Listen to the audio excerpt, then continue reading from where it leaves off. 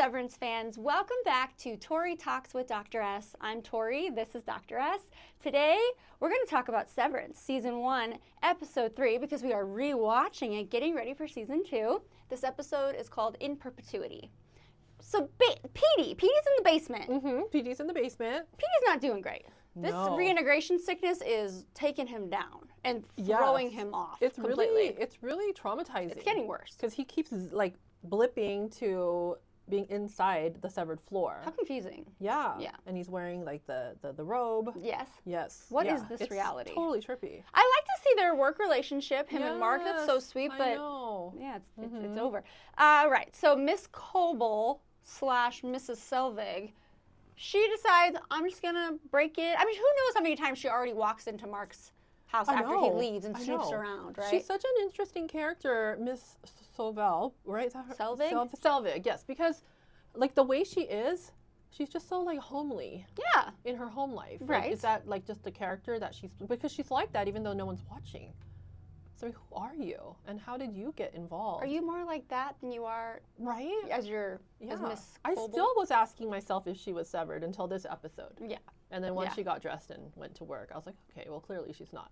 Yeah. But, yeah. But who is she really? Yeah. Like, how did she get involved in this? It's very interesting to me. And I'm guessing her real name is Harmony Coble? Selvig could be... Her persona I think it's she puts on just to be non-suspicious, like baking cookies and, you know, messing with garbage cans and stuff. Yeah. Yeah. She also decides to take the book that his brother-in-law wrote and was so excited to leave on his doorstep. He was like, should I put it in the front of the door or to the side? I love him. It's just like, so funny. And she's like, yes, whatever. Yep, good idea. Whatever you say. I like it. Patience. All right, so Petey does see Miss Coble in the basement, and I think that's just too big of a scare. I was hoping he would stay back and then warn Mark. That would have been You need to give him some perfect. Warning. Yep. But he just can't take it, so he runs off, and he ends up at a gas station. Blood coming out of his nose. He collapses and is possibly dead. And Mark watches this because this is after that work day. Do you think he's dead? I don't remember. I honestly, I don't remember. I don't think he's dead. I feel like no. But I don't remember either. I was going to ask you. Why don't we remember? Like that. Yeah. There's no way this is the whole timeline is different for me now. Yes. I really felt like all of this happened slower. But it gets it's intense right from episode 1. And I'm just like so tense, like watching it more this season, obviously. It's way more sinister this time too. Like little things I'm hearing them say, I'm just like, oh. Yeah. Like when there's one part where someone's asking like, what if we're killing people for 8 hours a day? We don't you don't know what you're doing there. No. Like what a good question. Yeah. You have no idea. Yeah. I will say, if this is the end of Petey, which I don't think it is, he did leave detailed maps for Mark's innie and outie, and he leaves behind a flip phone that's possibly going to help in the future, if this is the end of Petey. Yes. All right, now let's talk about Helly, because Helly, man, I love her. I love that she's just like not giving up. She's still fighting to get herself out. She's very upset to find out that her resignation was denied, but by who? Her outie? I don't think so. I don't even think it makes it to the people's outies, because it says all the resignation, the requests have been denied. So I don't even think it makes it to them. But the thing is, okay, because we can say who she is because it's a rewatch. Yeah. Right? So, but she is the company. Yeah. So if it can be herself, I think all those times she left, her outie was saying, no, you go back. But because she's like an integral part of the company. So it could be denied by her. Because she also also works for the company. Right, because she is. Right. Yeah. Who else would the request go to? I just feel like who said it? Irv? Someone said that all requests have been denied. Because it probably doesn't make it to the people's outie. But yes, if it was her, then it would make sense that she would deny it. So the outies, because when they start though, they are going to their outie, right? Because the outie is the one that's sending them back in. Because don't they say they get 3? I don't know why. I was thinking that like when she was escaping the first time and they said give her 3 times before you stop her or something, she's coming outside and then she's going back in because her outie is saying, no, I do want to go back in. I want. Really? That's what I thought from watching that first day, the orientation day. Yeah, but then I don't know where the resignation requests go to. I wasn't sure if it was the outie, because the outie has no idea how torturous it is being inside. Right.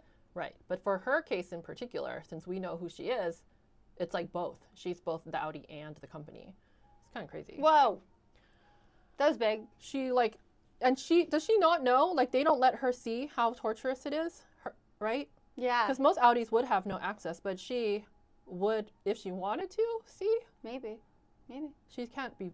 I just feel like if she saw herself, wouldn't she be like, oh, maybe it's not a good idea? Yeah, that's what I would think too. I know. So, but it was denied. I'm thinking way more about it than I did last time. Yeah, It's just like, that's oh, good though. Yeah. Very thought provoking. Because she's still trying to like swallow notes to herself and the Sharpie kid. yeah. Mark's doing his best to be like, hey, they'll manually take that out. Mr. Milchick's the one that removes them. Yeah, and tell the exact time, so he can determine if he wants to go, like, which direction he wants to get it out. And the bad soap they use to scrub anything off that you wrote on your hands. Anyway, oh my gosh. so in all this, Irv suggests, hey, let's go visit the perpetuity wing, which is also self-serving for him, I think. I think he really likes it He there. really likes it. He's really into it. He's so funny. You have to request this, though, and it was granted by Miss Coble, but not until after she threw the mug at Mark. And then she says, I did that for your own good. Abuse. Yes. Okay, so again, like something I didn't notice before, I was like, wow, she's grouchy. I'm like, no, they're so abusive there. Yeah. Like, it's really, really bad. Very bad. On the way there, they run into optics and design, or design and optics, and it's just Bert and another lady. Mm-hmm. And they played a team building game with eggs. Does that mean they're the only two in that department? I think that's what I got out of it, too. Seemed like. Yeah. Yeah. Anyway, so let's talk about this wing. The wing is creepy. Mm-hmm.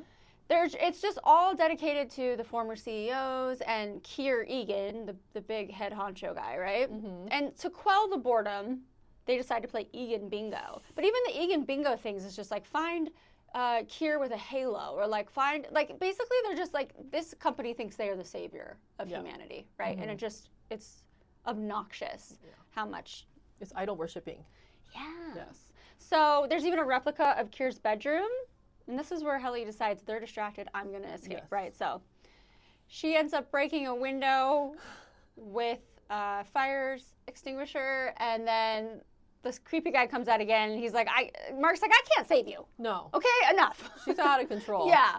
So she gets to take a visit to the break room where we see exactly what goes down in there. So she must sit, read, repent until she needs it. Yes. And the person who determines that is Miss Coble.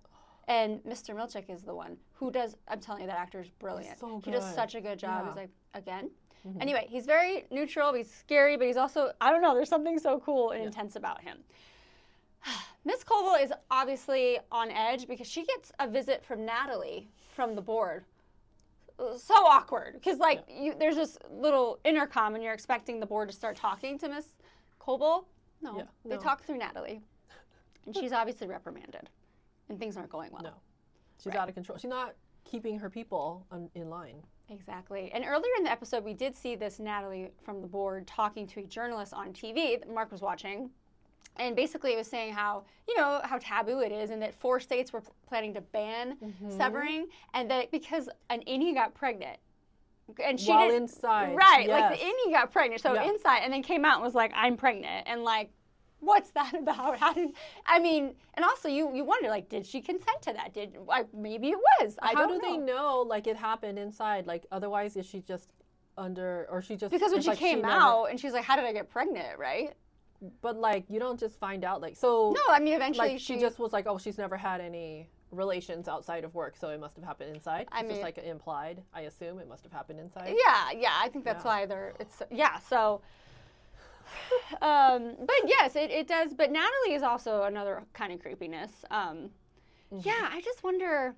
I can't stop thinking about Gemma and how they had conversation last episode about how some were like taken against their will and they don't leave. I don't know if they were taken against their will, but they don't get to leave. And can't imagine Gemma wanting to leave Mark to live there. Right. By her own doing. Right. Right. Exactly. So then so are they just like?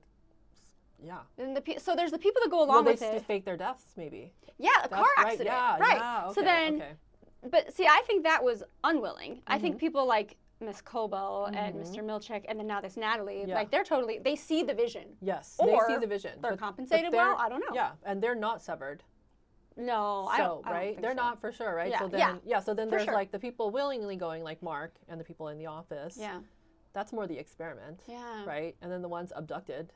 we think, I think. are just abducted. Yeah. Yeah, I don't know. I don't know either, but It's wild. It's way more sinister than I imagine. Like, yeah. What I were we remembered. thinking the first I time we don't know. watched I think it? we're just so in shock of how different it was. Original. Yeah, that I don't know, because now that I'm watching, I'm like, oh, this is really messed up. It is so good. And the whole like debate within the show, right? Like, because there's not just the group that was protesting, but then whoever it is that PD says does this procedure, Yes. he says it's different from those people. Mm-hmm. There's like a whole different movement of people who are Yeah. like even more hardcore, because they're actually like, they must have gotten to him somehow, right? To tell him like, hey, there's messed up stuff happening in there. But how did they penetrate the IME to start doing like the mapping? And do we find out? I don't remember, right? And then Mark saw it and then he hid it. Yes. Yes. And that's how, yeah, I just don't, I would love to know more about how did like PD originally get the idea while inside to do that. I don't remember if we learned that I or not. know. I can't wait. So It's it's kind gonna of be cool fun. like watching it again, because I'm like, oh, I don't remember everything. Yeah. Yeah. Some funny moments. One is Mr. Milchek. I'm sorry, I keep talking about him. He's Yes, just great. he's so good. Reading the book. Yes. The you are. Yes. Oh, that was so funny. And then also I like Helly and Mark, their dynamic, because they said something about design and optics years ago, starting a coup. And then there was this funny banter back and forth between Helly and Mark, and then it ends up with her saying like she's gonna wear his face. Oh yeah. Yes. Anyway, so there are some little fun moments to break the tension, because it's tense. Yeah. But It is. and I also remember Petey saying to Mark, "Your sadness, your innie has too." Yes. Right? Oh, that was so deep. Yeah, I so- know. And when I just every time I see how much Helly wants to leave, Yes. and we don't know how long the other people have been in there, but obviously there's a history of people trying to leave. That's why there's all the like strategies in place, like the code reader Mhm. and Mark telling her about how Milchek's gonna get it out of her. Uh-huh. Like, people are trying to leave Yeah. all the time. And is at what not- point do they just give in Yeah. and just stop fighting it? And What just, like, happens to them? yeah. And like, there's probably a spectrum, right? Because like Irv, he's in. He's like enamored with the whole thing. Yeah. And then Mark's just kind of like Goes with the flow. gives in. Yeah. Yeah. I know. Oh, and man. Dylan's like, Dylan's kind of like, yeah, he's all Whatever. about the swag. Like, Yeah. yeah, like, oh, win a contest. he likes the rewards. Yeah. This has been so much fun. Yeah. And we're only episode 3, so we have plenty more to go. Yes. Okay, everybody, if you are rewatching, how has your experience been rewatching it? Let us know. And yeah, we'll see you next week. Thanks for watching. Bye-bye.